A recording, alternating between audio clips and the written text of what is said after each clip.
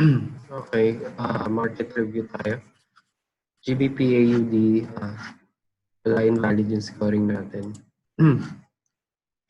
AUD USD, pwede to. Trend. So, pwede nating tingnan yung H1 and H4. H4, range play tayo, no? So, pwede siguro alert muna rito. Alert tayo dito or dito. Then, check natin kung ano pwede mangyari. In H1, trend play tayo sa H1. So, pwede dito din or dito. So, yan. Pwede tayo mag-alert muna dito para makita natin kung anong gagawin ni AUD USD. Euro AUD. So, ang bias natin. Ako, personally, pwede naman. Kung dito, 36 pips lang, so hindi worth it. Dito ko pwede maghintay dyan. 87 pips. And then, ang H4 natin, range play din. So, pwede dito nga. Tapos, logical TP lang, 86. AUD CAD, maganda yung bias natin dito sa AUD CAD. Malakas siya pataas. Although, kung dito ka kukuha, hindi naman maganda for logical TP and range play ang H1. H4 din, range play. So, pwede siguro, hintay tayo dito. So, yan, 100 pips. So, pwede. For range play, no? ADJPY. Okay, at trend din yung bias natin dito. Logical TP, kung dito tayo kukuha, 47 pips. Ano din to? For H4, range play siya. 75 pips. Tapos trend play tayo sa H1. 43 or 75 pips, no? So possible, antay muna tayo ng dito. Lagay lang ng alert dito. And then, tingnan natin kung ano yung mangyayari. AUD and ZD, invalid yung scoring natin. At JPY, okay, downtrend yung bias.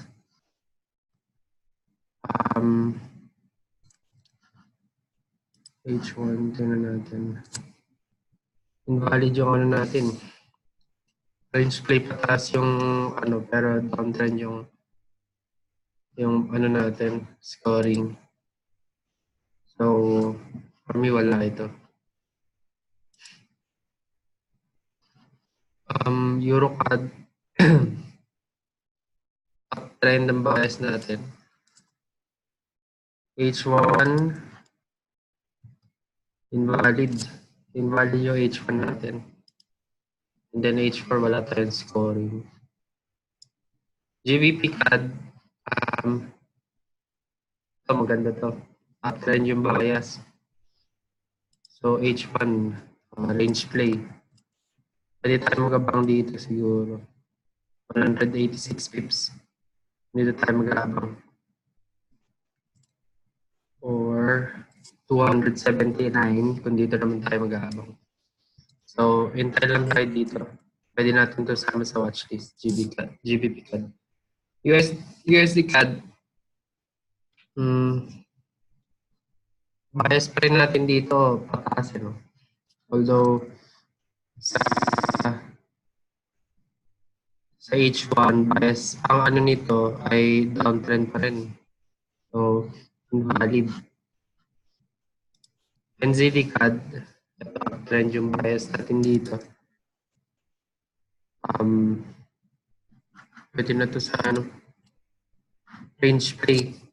Range play ng H1, no? So, kung dito ka kukuha, 38 pips, so hindi pasok.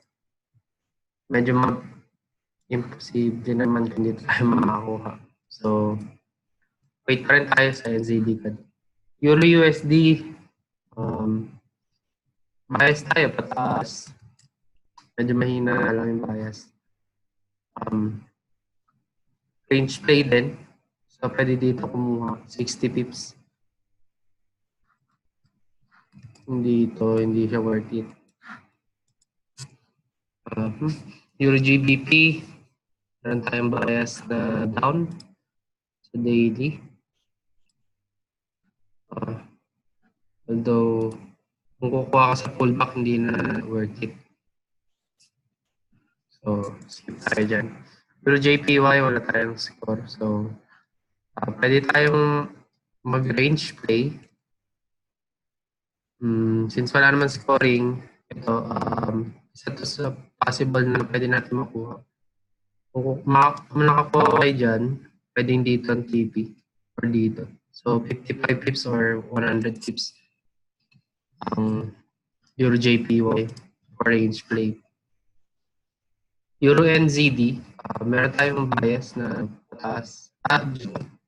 Baba pala to, sorry. So, range play din to sa H1. 136 pips kung dito tayo sa taas. And then, dito ay 70 pips. So, worth naman. GBP USD, bias natin pataas to.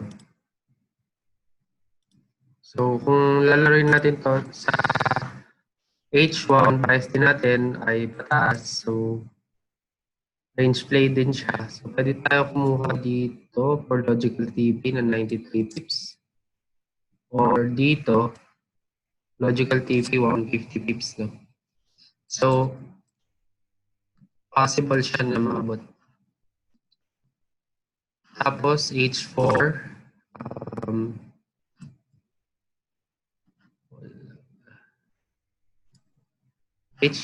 So, GBP JPY, may bias tayo uptrend sa daily. And then, H1, pwede tayo mag-range play. So, kahit saan nyo yun, you know? So, kaya lang kung titilain mo to, 50 pips lang to 100 pips. And, bias natin sa daily is pataas. So, mas okay na maghintay dito tayo for uptrend continuation ng daily. GBP NZD. NZD, invalid yung ano natin, sorry, no? USD JPY. Mahina yung USD, no? So, pwedeng downtrend to sa H1. Although, pang range pa to eh. Range to uptrend pa yung ano niya. So, hindi natin gagalawin itong USD JPY. NZD JPY, uptrend yung bias natin sa H1. Yan natin kung anong uptrend naman. So, kung dito ako kuha logic TP ay 21 pips lang. And personally, dito 82 pips. Although matagal pa. So, hintay muna tayo dyan. NZD USD. So, bias natin is pataas. H1, range play din siya. So, pwede tayo dito kumuha. Kaya lang 40 pips lang siya. Or dito ay 85.